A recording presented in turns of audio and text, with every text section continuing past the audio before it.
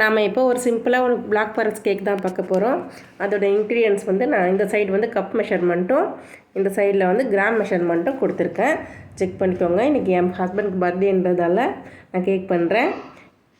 இதில் பாதி அளவு மட்டும் நான் யூஸ் பண்ணிக்கிறேன். ஃபஸ்ட்டு ஒரு கப் மைதாவை வந்து எடுத்துருக்கோம். அதுக்கப்புறம் சுகரை வந்து ஒரு மிக்ஸி ஜாரில் போட்டு நல்லா ஃபைன் பவுடராக அரைச்சிக்கணும்.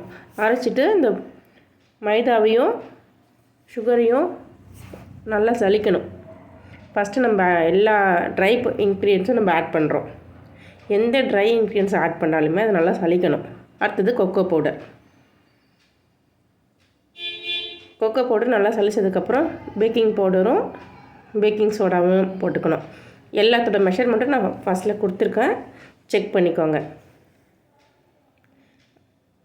அதுக்கப்புறம் கொஞ்சம் சால்ட் ஆட் பண்ணிக்கலாம். 2 முட்டை, 1/2 டம்ளர் பால், எண்ணெய், ஆயில் வந்து 1/4 கப்,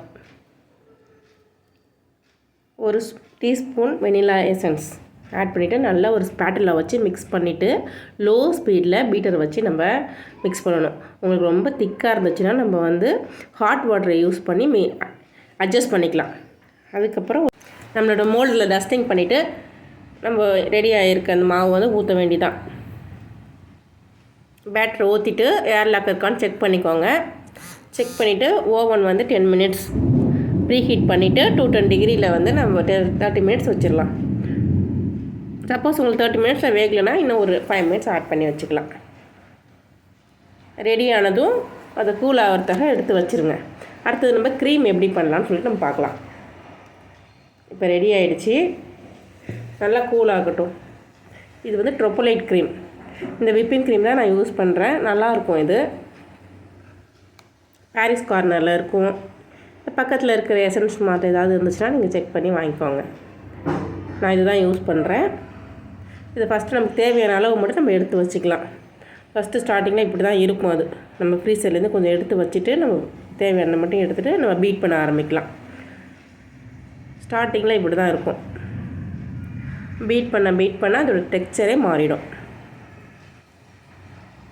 நல்லா ஸ்மூத்தாக இருக்கும்.